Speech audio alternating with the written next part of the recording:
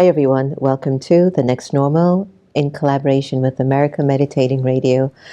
I am your host, Sister Jenna, and as we continue to navigate life, it always seems to inspire me about the stories that we hear about each other and how they inspire us. I mean, come on. When you sit back and hear what somebody has gone through in terms of their struggles to their triumphs, don't they touch something in you that kind of makes you move towards what am I doing with my life? How am I coping?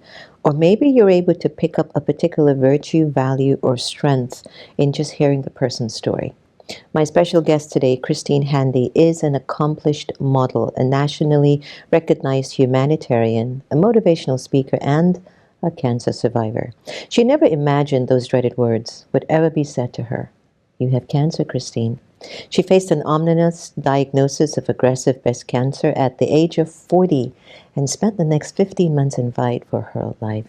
Christine has seen it all and has overcome all odds. She is now on the board of Ebeauty, a national charitable wig exchange program for those who cannot afford wigs during treatment, and she is the president of the board of People of Purpose, a nonprofit company in Palm Beach County. She's changing the rate of recidivism, and she is the author of best-selling Walk Beside Me, which is in production to become a film called Willow, the feature film directed by Ziad Hamzeh. Christine travels the globe to speak to wide audiences, and she's working on her next novel, but her real joy comes from serving and teaching others. Let's welcome Christine. Welcome, Christine. Nice to have you. Thank you. I thank you for that introduction. It was beautiful. So walk us through your life a little. You grew up in St.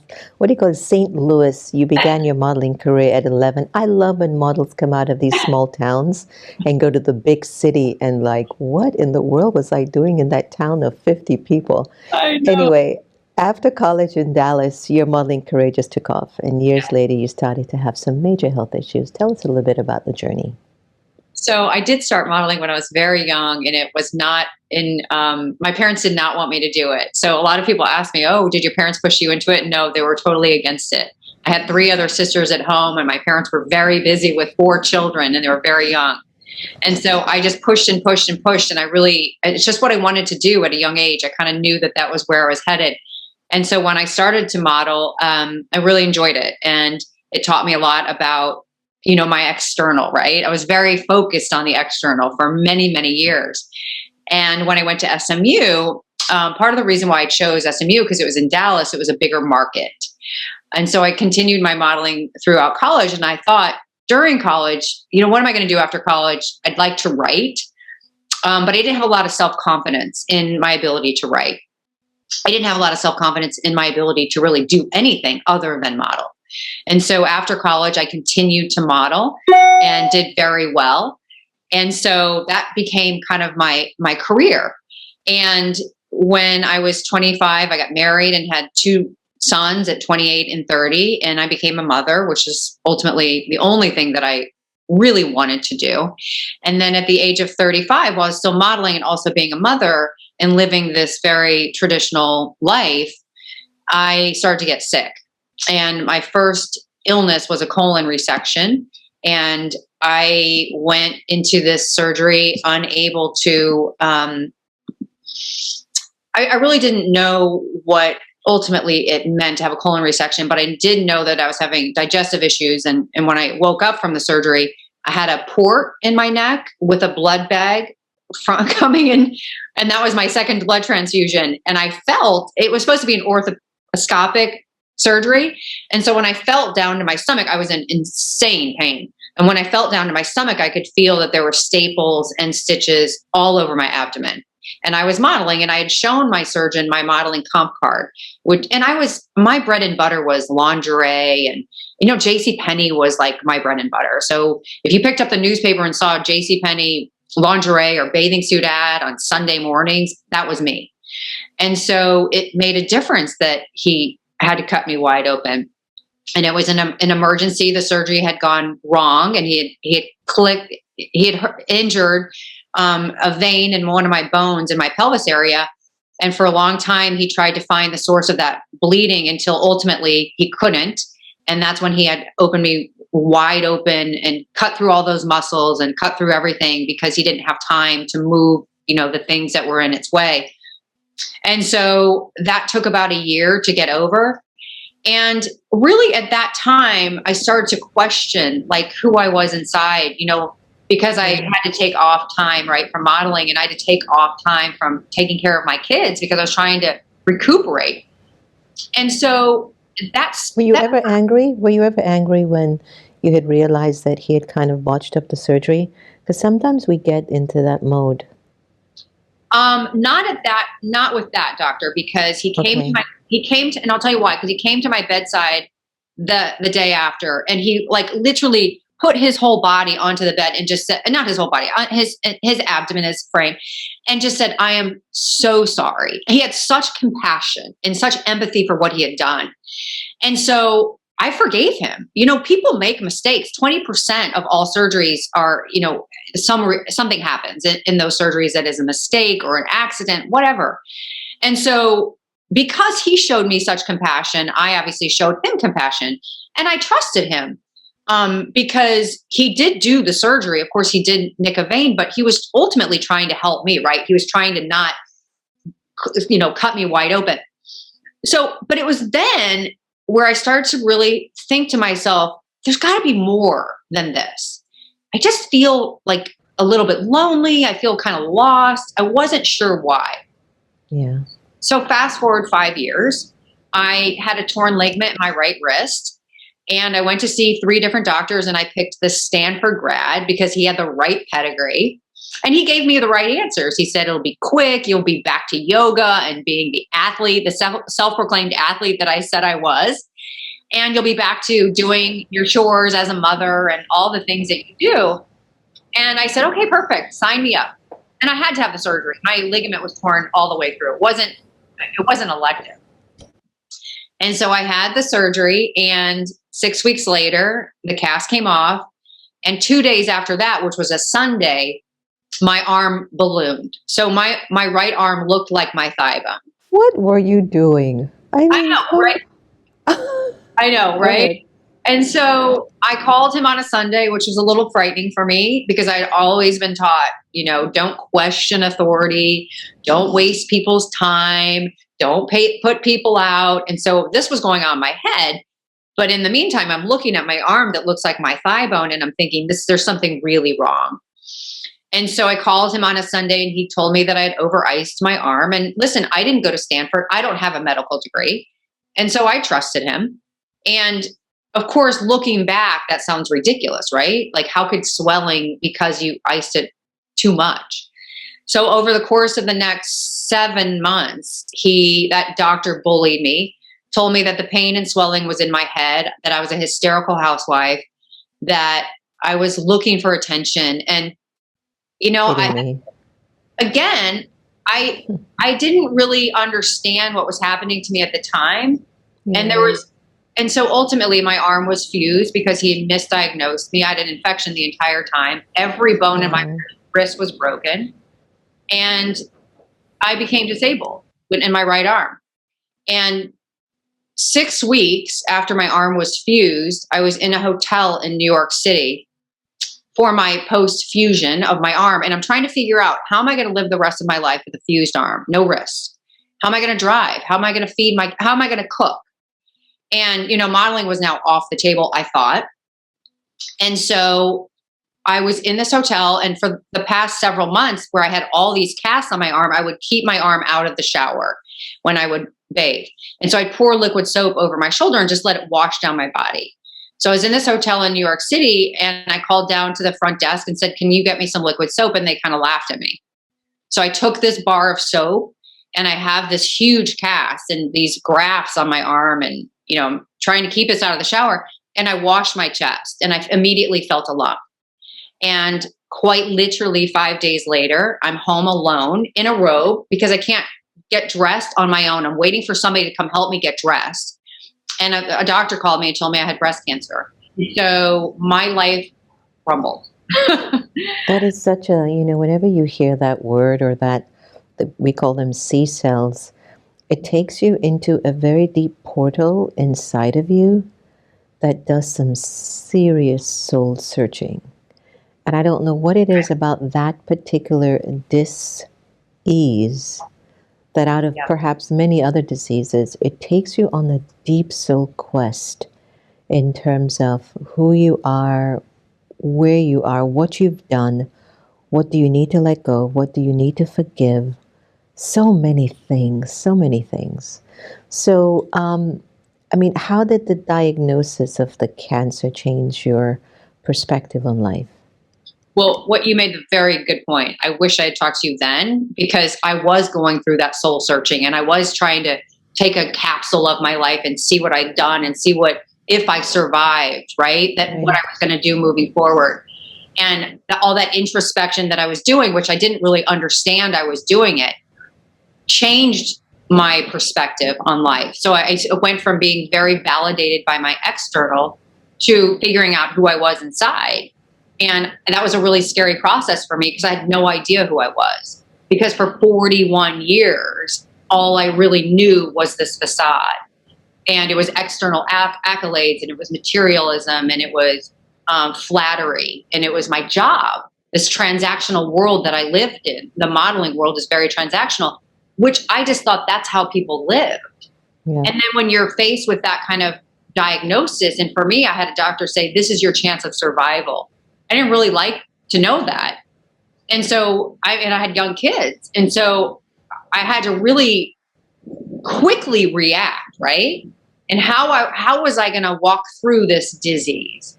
Yeah. And it became very obvious to me that people were watching how I was reacting to it because they wanted to see how I was going to handle it. And I didn't necessarily handle it well in the beginning.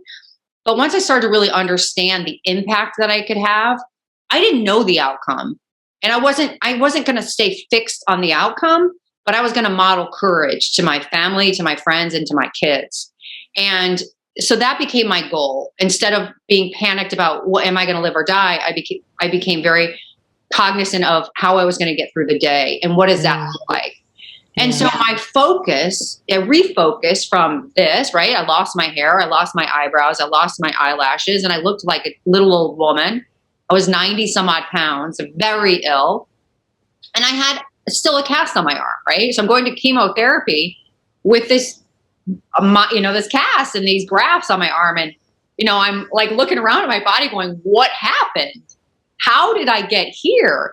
But I could have stayed in that victim mode. I could have stayed in that fear-based life that I had been living, or switch it to, no, I'm gonna use this as an opportunity to show grit and grace. I'm gonna use this as an opportunity to show healing and faith over fear. And so when my mind, but it was self-induced, right? Like it's a choice. No, but then it has to be induced in some way or the other, whether it's done with love and ease, or you do get that thought, I've got to pull myself through this. Did your understanding of God and faith change at all during that time period for you? Dramatically. I had been raised with faith. I had the footing, but when I was a model and was a young mother and I wasn't sick, it was more important for me to go to a yoga class than to a Bible study. And that shifted, right? And so my focus became faith, and then the other stuff trickled down. And so I was now rooted in faith versus this world. It totally different for me, fortunately.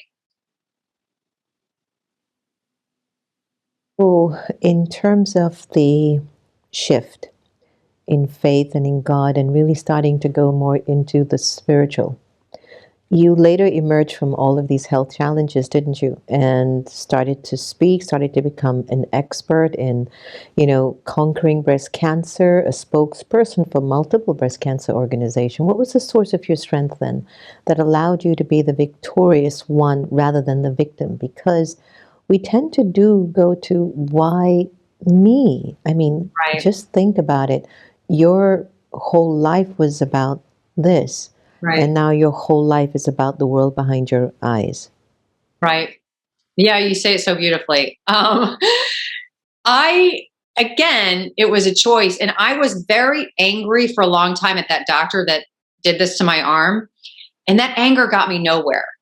And that bitterness and that backpack of, not contentment, but just frustration and stress and fear. I was carrying that, and it was showing up in my life, and it was just spewing it. It was, it was not just in my head, but it was it was the language I was speaking. And I didn't like that. It felt really physically uncomfortable. And when I started to heal and when I started to let that go and when I started to get rid of that anger towards a doctor and started to depend on Bible verses like vengeance is not ours, it's God's. And when I started to really trust in that, then all of that kind of washed away from me and I felt lighter and I felt safe. And so I started to ruminate instead of why me, I started to ruminate on why not me and how can I use this to help other people? So that's why I wrote the book, right? It wasn't self-serving. It wasn't like, oh, Christine Handy, I want my name out there.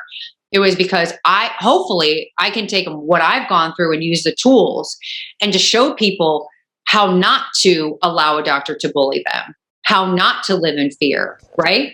And if I could keep somebody from going down that path, that's what I wanted to do. The trauma was intense and immense for me. It was horrible. But if I could prevent somebody from doing that, that's all I wanted to do. What a luxury, what a privilege for me. Can you recall those quiet moments? They especially become amplified when you're lying in bed and the kids are asleep and the house is quiet and it's just you and your thoughts at night before the book emerges. Do you remember those thoughts that used to percolate in your consciousness? The reason why I'm asking is that I find them so telling in terms of the to-do. Like this is really the to-do list.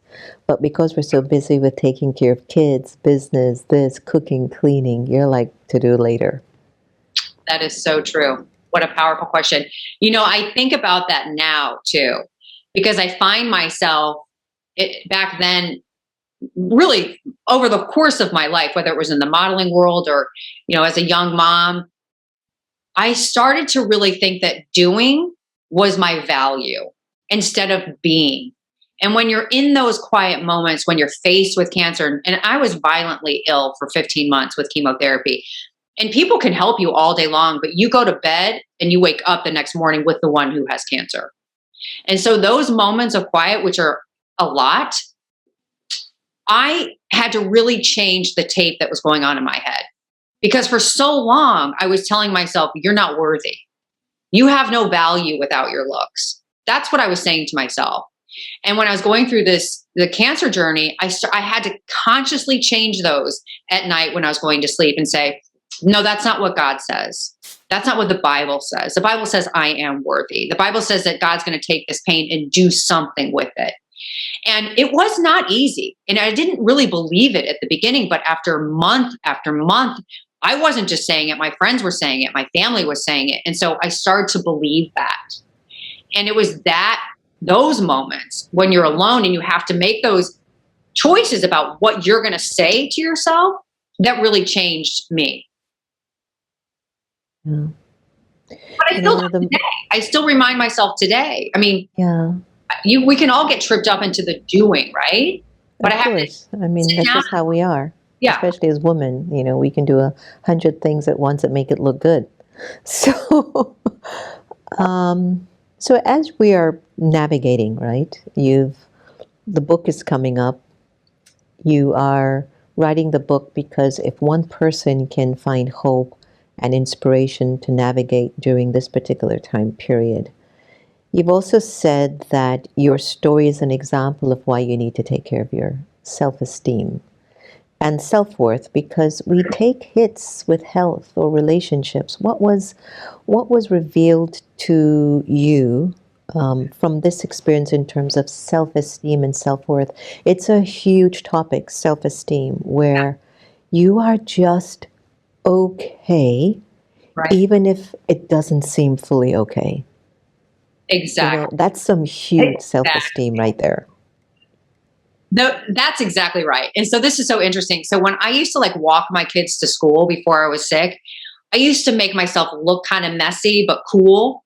And so I wanted people to think, oh, she's not really putting on a lot of makeup. She's not really dressing up. But that's exactly what I was doing, right? That's the life I was living, like this show up, like pretend, right? But it was super lonely.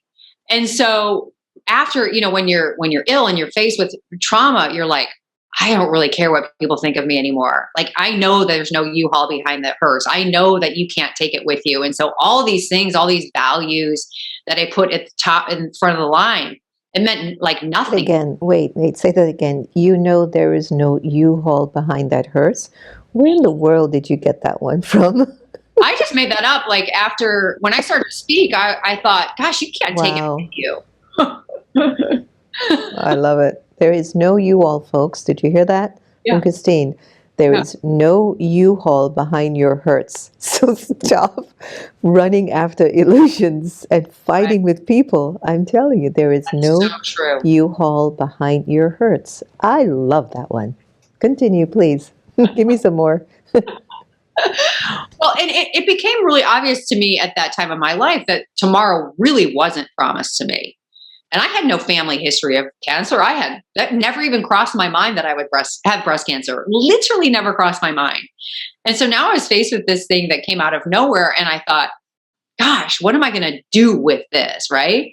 And it was that, like I said, it was that self-reflection where it could have gone in a lot of different ways. So I'm writing this book and I'm going through this process of, again, starting to doubt myself. I've never been trained to be a writer. I've never written a book. Will people accept me? And then I went back to those biblical truths that I was learning where it said, no, there's going to be purpose in this pain. And I used to say to God, if you want this book out there, get it out there. And if I can help other people with this pain and with, what we're going to do going forward, then let's do it together. Right. And so it became this kind of like conversation with me and God. And where I was like, I can do this. I can do this. And so the self-esteem and the self-worth part of this, in my opinion, is critical.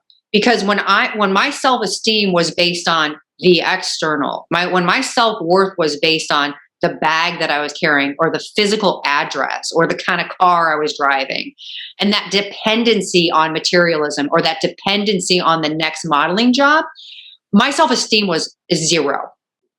And when that shifted and I lost what I looked like, I had no hair, my self-esteem started to really take a grip. And it was because my self-esteem was rooted in faith. My self-esteem wasn't rooted in this world.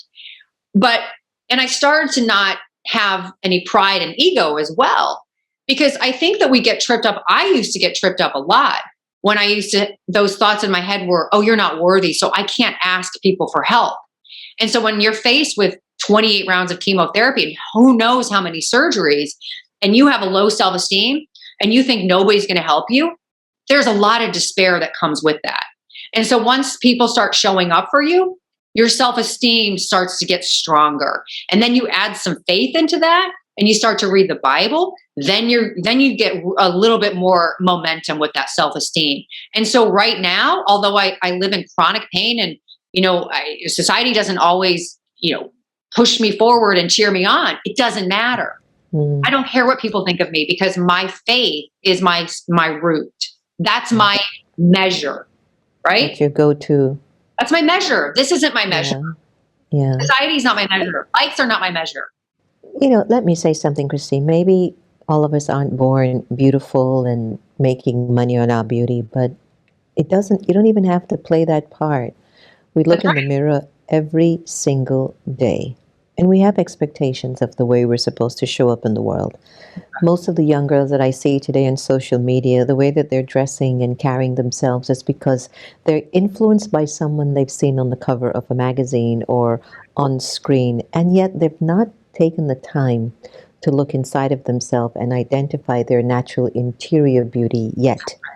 And I can assure you that every woman out there and man who really begin to focus on the interior beauty, however are your features, your nose, your eyes, your hair, there's a beauty inside of you that will not be hidden from your external looks.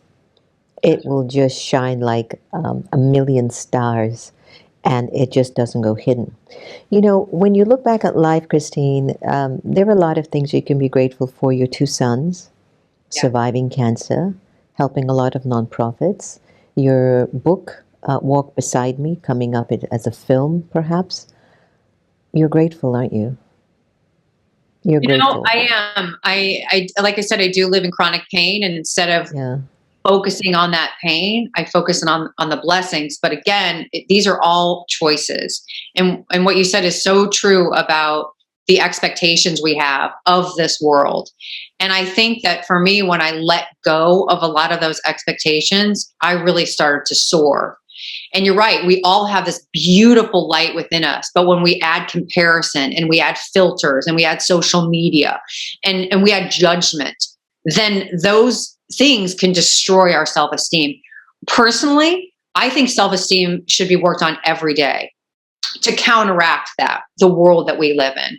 And I think that unless you do that, things can get a little rocky with your self-esteem, and we're influenced by other people on some level, all of us. And that's, Indeed. yeah, recognizing that is the first step. And then asking yourself, what are you telling yourself? That's the second step, right? I want us to go back to this whole thing, you know, when you live a life where you do everything right. And I don't know if it's the pandemic that has us thinking deeper into the purpose of our existence or who we are or the way that we're supposed to show up in the world. But I was thinking about my mother. She's also a breast cancer survivor, was very aggressive. She now has dementia. She's living with me. And my mother is just a beautiful mess. I love that. She's this beautiful mess, you know. She'll get up and her hair looks like Don King, and she'll just walk like a peacock. You know, whereas you will not see my hair looking like Don King. I'm always neat, always put together, and even if I get a spot in my clothes, it's like... So lately I've been thinking to myself, you know, this is just like thoughts. You know, what is perfection to you, Jen? You know, is it that once the soul has a deep experience of God's love, that the way the energy of the soul expresses itself through the senses and through the choices that it makes, then it shows that beauty, and it's not an external beauty. It's a beauty based on virtues and values and divinity. And is that the perfection we've been actually trying to achieve or maintain, but instead the frequency was a little bit turned off, and we started to look at the external perfection of things rather than the internal perfection of things? Any thoughts? I love that. And you're so spot on, but you're light years ahead of most people. And so if you just walk out into the world with the billboards and TV and what we are being shown and flashed at us every day, just turn on Bravo TV or E Entertainment, and we get the other frequency, it's really hard to have a balance. But if you spend the time like you have and you do the introspection, and the perfectionism isn't about the show we put on, the perfection is and about the perfectionism becomes what your character is about, right? Which you and I yearn for. I just know that. That's a different perfectionism.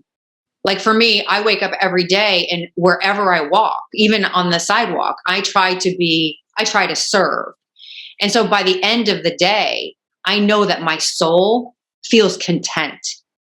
But if we get that fulfillment from outside accolades and social media and what the world wants to give us, then I don't know how anybody can feel contentment. I never felt contentment. I always felt lost. And so my perfectionism, while it still exists, it's yearning for something different. But you and we've gone through, I don't know what you've gone through, but because of what I've gone through, I'm here. Some people are able to get here without going through all of that trauma. And I'm hoping I can teach some people that. But the perfectionism is beautiful in the way that you and I are talking about it. Yeah. Yeah. Well, let's talk about Ebeauty, which is doing amazing work with cancer patients, and how you became involved with them. Yeah, so Ebeauty is an incredible resource. I was able to buy wigs when I was going through treatment, And, a lot of people, they say, well, they question, like, do you really need it or you don't need it? My kids needed me to look like their mom. And I'll give you a really short vignette. But when I had no hair, I bought a brunette wig. It was kind of a short bob. And my mom encouraged me to just try different wigs and just try to make it fun or playful. And my son came home one day and I had this cute little blonde wig on and I thought it was pretty cute. And my son walked over to me. He was 10 and he took it off of my head and he threw it across the room. And it was because he needed to look at me as his mom. He didn't want to see a different version of me. And so women who cannot afford a wig, it's a real burden for them. And so this woman, Carolyn Keller, started this organization like 10 years ago, maybe 11 or 12 years ago. And we have redistributed over 55,000 wigs to women going through treatment who cannot afford them. They are free. And so we have partnered with L'Oreal, who gives us grant money. And our biggest cost is shipping the wigs out. And we've partnered with Paul Mitchell salons who wash and style our wigs. So if you go to the Ebeauty website, you can pick up the color, the cut, and the style, and we will send you a free wig. So it's an incredible organization. Oh, it was beautiful. Thank you for doing that. Wow, that's nice. That's nice. My mother had this wig that was from a clown. Really? Yes. And it was just this curly clown crazy thing. Like I'm going to send you the picture off air. I'm going to send you the picture. I would love it. Yeah. And we would walk around, it's like, oh my God. We just had to accept it, because that's just her. Like, everything is okay. I love her spirit. Wow. Oh, everything is okay. Everything is okay. Everything is okay. She's teaching me a lot. It's amazing that she modeled that for you. You're lucky. Yeah. So Walk Beside Me is in production, and I've heard that Willow is your nickname. Yeah. Do you know when it'll be released? Well, so the bummer of COVID is that we were supposed to start filming May of 2020, and it's been postponed because of that. And it's starting to get a little bit more traction now, but it's a great project. And a lot of times when books are made into films, the adaptation changes the story a bit. But it's not in this case. The adaptation is very in alignment with the book. So that's great. Oh, good. So how's your master's degree coming along at Harvard? I love it. What are you thinking about? At 50 years old, you decide to go back to Harvard to take a master's degree in creative writing. I love it. Yeah. Well, part of the reason was because I had such bad chemo brain after I went through chemotherapy. My short-term memory was off and my brain wasn't functioning the way it had functioned. And so I thought to myself, I'm going to go back to school. Well, I might as well go back to school with something that I really love to do, which is writing. And it's really changed my brain. It's eliminated the chemo brain altogether. So there were a lot of different reasons why I did it, and I love it. Oh, that's good. It's great to hear. My mother's chemo brain has become like jelly, and so she makes us have to pick up the pieces wherever she goes, so that's okay. In the Florida system of the prison system all over America, I have mixed feelings about it. I wish it was a place of rehabilitation for a majority of the people who have committed crimes against peace, serious crimes against peace. And exactly. You are doing motivational speaking. I mean, do you have a group of people who go into these prisons, or is it you, or how is that emerging or unfolding in terms of heading into that environment, the being of service? Is there a particular story that has emerged out of there that continues to inspire you or your team to keep doing this service? Yeah. So if you had told me 10 years ago that I would be speaking in the Florida prison system, I would have I thought you might have been crazy or something. But this is where I am. And when I was hired to do this, I thought they were going to put me in women's prisons. They actually put me in men prisons. I've never spoken in a women's prison. And the first time I spoke in a prison in the state of Florida, I thought, what are these men first of all, they're going to wonder, why is this middle-aged blonde woman coming to talk to us? And so how do I counteract that?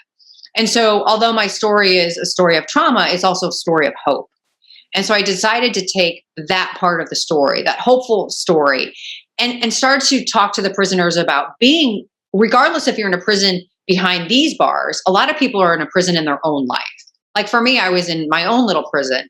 Like I was afraid to question authority, right? Well, that didn't get me very far. And so we put ourselves in these little prisons. And if you're, live a fear-based life, that's a prison. And so I started to speak to these prisoners about those types of prisons that people are in, not behind bars. And that when they get out, to try to go through the introspection and self-discovery there so that they don't go through that when they get out. And it started to get some traction. The prisoners asked for me to come back. They wanted me to come back and talk to them. And so a few of those prisoners reached out to me on social media after they were released from prison. And one of the gentlemen, who his name is William Freeman, he reached out to me about 4 years ago. And he and I are the ones that started this nonprofit. He asked me to meet him for lunch, and I said, no problem. I did. And I had a couple people in my life who'd say, don't go meet him. He was in jail for a murder. And I said, well, okay, but there's this unforgiveness part that I don't want to be a part of. Yeah. And so after I met with him, and we met many, many, many times, this organization didn't just appear. And so anyway, we made this organization, which I'm the president of, and he's the director of the organization. Beautiful story. It's incredible what we're doing. And serving can look very different from day to day, and it can look very different from organization to organization. But the things that I do, whether it's with Ebeauty and breast cancer, or with people of purpose and the rate of recidivism, it's all serving, right? I mean, that's what that's what I'm doing. And so I'm just lucky that I've had these opportunities where people have heard my story and have said to me, can you help in this regard? And I've had the time, right, to say, I'm all in. And that's a privilege for me. And sometimes people would look at it as that's a privilege for other people. It's giving me joy. I felt great. And this is so important for people. I felt great happiness in my life as a model, as a mother, as all these things labels that I carried. I have felt incredible joy by being not self-serving, by serving other people. That has given me joy. So in a way, that's very selfish, right? But it's pure. It's pure. So my definition of pure selfishness is that it serves everyone as well, but selfishness only serves me. Yes. So I always add that pure selfishness. I love that. Yeah. All right, so what's your main message, even though you've left us with a lot to think about, like the U-Haul behind the hearse? But what's your main message that you'd like to leave our beautiful audience with today? And it's been a delight having you. You've been wonderful. Thank you so much. I think the most important message is there's purpose in pain, always. But we have to have the ability to use it to help other people. And the second message I would say is spend time working on your self-esteem. And as strong as we are, that is being negated every day when we're just walking in this life. And so you got to take the time, the quiet time, and work on your self-esteem and your own thoughts every day. Thank you so much, Christine, for being with us on The Next Normal and American Meditating Radio. Stay healthy, stay beautiful, stay powerful, and keep serving. Exactly. Thank you. I definitely will. Hey everyone, you must have taken a lot from my conversation with Christine, and for more information, please visit her websites that are definitely right here at the bottom of our screen, and also what she had mentioned. There's a lot to take away from today's conversation. And I'd like to ask you, how did you feel as you were listening from her struggle to triumph? How did you feel? Was there something that you picked up that you also recognize, I can do this? If you're going through a challenge at this moment, just hang in there. Don't let go of believing that you are more stronger than the outside situations, even though it comes rough and tough. And it feels like it's only got your name on it. Pain, struggle, problem, obstacles, difficulties. Maybe you feel it only has your name. But you know what? Nothing is more powerful than your spirit. Nothing's more powerful than your spirit connected to Source. Thank you so much for joining us today. Remember, no one can take away your happiness unless you give them permission. And I suspect, we are here to learn to love each other the same. Thank you so much for joining us. Take care of yourselves.